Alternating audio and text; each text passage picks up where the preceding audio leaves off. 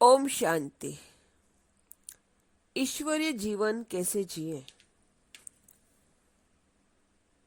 सबसे पहली बात तो हम यह महसूस करें हमारे साथ कौन बात कर रहा है। हमारे साथ कौन बात कर रहा है, यह सोचकर मुझे बहुत आश्चर्य होता है कि हमारे साथ स्वयं बाबा, स्वयं परमात्मा अर्थात भगवान, जिसको सारी दुनिया ढूंढ रही है, वो हमारे साथ बात कर रहा है। दुनिया वाले अभी तक उसको ढूंढ रहे हैं और मैं उनके सामने, उनके साथ में बैठा हूं। कहीं बाहर बाबा के सामने बैठने पर भी हम यह बात भूल जाते हैं, क्योंकि हम भक्त नहीं हैं, बच्चे बन चुके हैं। जब हम भक्त थे तब बाबा के प्रति अथाह सम्मान भी था और भय भी, डर भी था।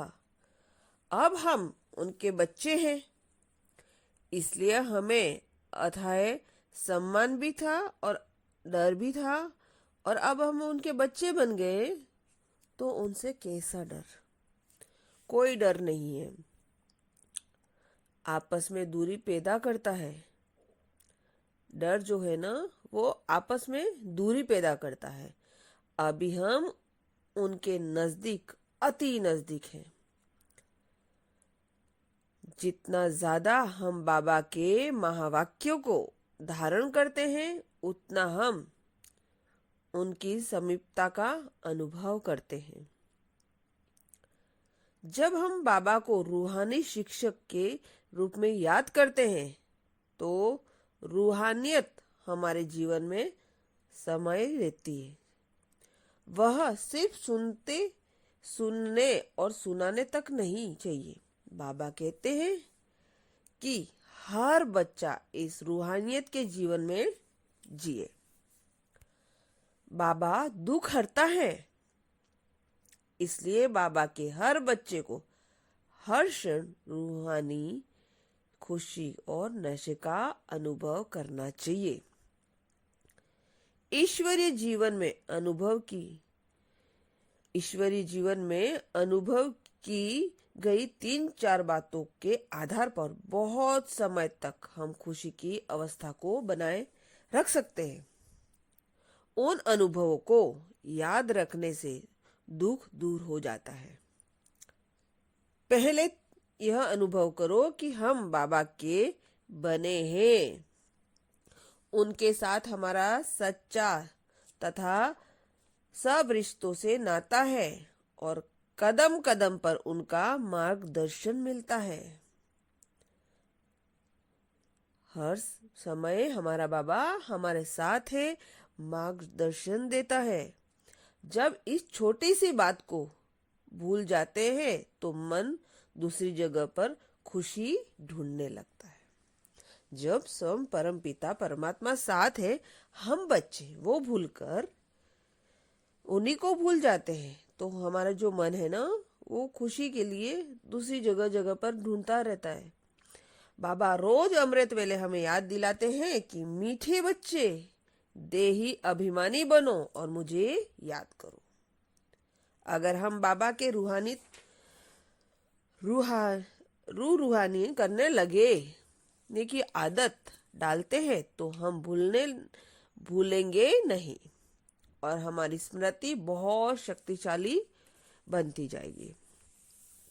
कहीं आत्माएं बाबा के सामने अपनी कमी कमजोरियों को सुनाती रहती हैं। बाबा के सामने कमी कमजोरियों को सुनाते रहना माना अपने अचेत मन में फिर से उन्हें भरना। लेकिन बाबा ने हमें हमारे भाग्य की याद दिलाते हैं, इसलिए हम भाग्य की अनुभूति के स्तर पर रहकर बाबा से संपर्क जोड़ना चाहते हैं।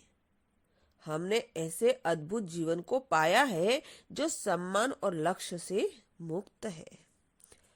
जब बाबा साकार तन में प्रवेश करते हैं, परंतु मुरली नहीं सुनाते, लेकिन वे अपने साथ परम धाम में शांति धाम ले आते हैं।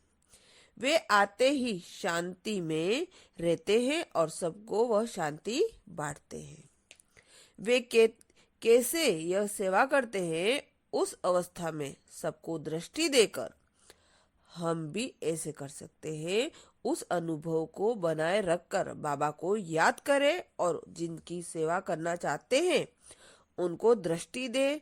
उस समय आपने विचित्र अति सुंदर संकल्प होंगे और वे यथार्थ होंगे। जिस व्यक्ति की आप सेवा करेंगे वह भी सुंदर प्रक्रिया व्यक्त करेगा। आप भी परंतु प्रत्यक्ष फल, नशे और खुशी का अनुभव करेंगे। एकांत का बहुत महत्व है, लेकिन संगठन और पारिवारिक वायुमंडल का भी उतना ही महत्व है। एक बार बाबा ने से रूहानियत कर रहा था। बाबा ने मेरे से पूछा, आप परिवार में कितना महत्व देते हो? तो कहा, बाबा जब मुझे आप मिल गए तो उसकी जरूरत।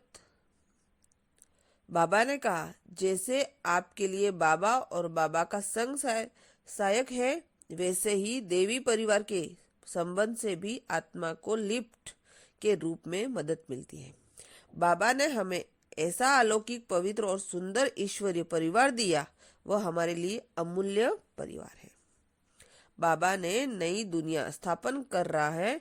यह स्मृति रहने से आप कहीं छोटी छोटी समस्याओं से बातों के उपरांत रहेंगे।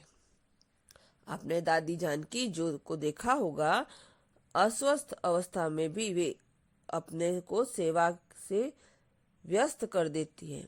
चिंता करने के लिए उनके पास समय नहीं है। बाबा ने हमारे लिए जो नियम बनाए हैं, संयम दिए हैं, जो भी सावधानियां उनसे मिली है, उनसे हमें तंग नहीं होना चाहिए, बल्कि उन्हें प्यार से अपनाना चाहिए